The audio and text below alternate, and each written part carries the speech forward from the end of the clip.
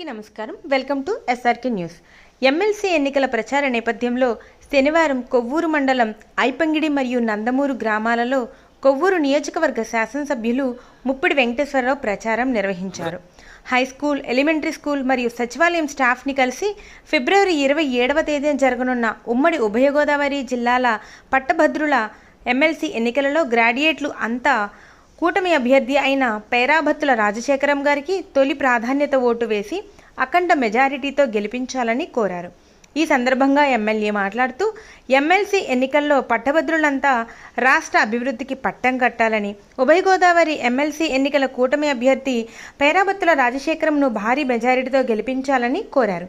ఈ కార్యక్రమంలో కూటమి నాయకులు పాల్గొన్నారు. మిగతా 34 మంది కూడా పొలిటికల్ పార్టీ కాకుండా ఇండిపెండెంట్ అభ్యర్థులే పోటీ చేస్తున్నారు. కాబట్టి ఈ యొక్క సీరియల్ నెంబర్లో 1 ఉన్నటువంటి పేరాభత్తుల రాజశేఖర్ గారు ఉంటారు. ఆయన పక్కన ఫోటో ఉంటుంది, ఆ ఫోటో పక్కన బాక్స్ ఉంటుంది. బాక్స్లో 1 అంకె వేయాలి. గతంలో మీరు అనేక ఎన్నికలు చూశారు, మీకు అందరికీ కూడా తెలుసు.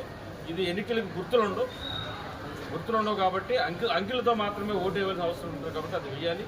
ప్రయారిటీ విషయాలు కూడా అంత అవసరం కూడా లేదని చెప్పి నేను భావిస్తూ ఉన్నాను. ఎందుచేతనంటే అధికార పార్టీలో ఉన్నప్పుడు మీరు అందరూ మాకు సహకరిస్తే రేపు పొద్దున్న మీ సమస్యలన్నింటిలో కూడా శాసన మండలంలో పేరాభత్తుల రాజశేఖర్ గారు ఉంటాడు, లోకల్ ఎమ్మెల్యేగా నేనుంటాను. లోకల్గా ఉన్న మండలం సంబంధించి ఎంపీపీ గారు కానీ, జడ్పీటీసీలు కానీ, విలేజ్ సర్పంచ్ కానీ, లోకల్గా ఉన్న 3 పార్టీ నాయకులు కూడా ఉంటారు. ఇటు మీ స్కూల్లో సమస్యలు కావచ్చు, మీ పర్సనల్ సమస్యలు కావచ్చు, ఉద్యోగస్తులు మీ టీచర్ల సమస్యలు కావచ్చు, ఇంకా ఇతర సమస్యలైనా ఎవరైనా అధికార పార్టీకి సంబంధించిన అభ్యర్థిని కనుక మనం నెగ్గించుకున్నట్లయితే కనుక దానివల్ల ఉపయోగం ఉంటుందని చెప్పి మీ అందరూ కూడా తెలియజేస్తూ ఉన్నాం.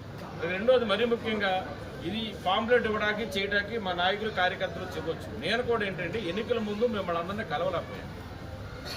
ఎన్నికలకి ఆ రోజు బూత్లో ఓటింగ్ వేయడానికి పరిశీలన రాగలిగాను తప్ప ఎన్నికల ముందు అందరూ కలిసి ఓటేయమని చెప్పి అడగడం కానీ కలిసి మాట్లాడటం కానీ టైం తక్కువ ఉండడం వల్ల కలవలేకపోయాను.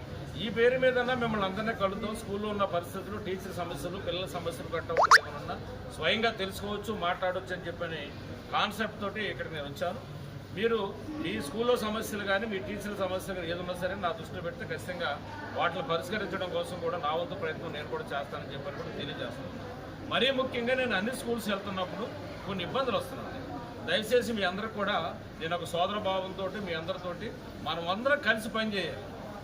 ప్రజాప్రతినిధులు, తల్లిదండ్రులు, ఉపాధ్యాయులు మనం ముగ్గురు కలిసి పనిచేస్తేనే ఏ స్కూల్ అయినా డెవలప్మెంట్ కానీ, పిల్లల పర్సంటేజ్ కానీ ఇంకోటి కానీ ఉంటుంది. ఇవాళ రాను గవర్నమెంట్ స్కూల్స్లో పిల్లల సంఖ్య తగ్గిపోతూ ఉన్నది.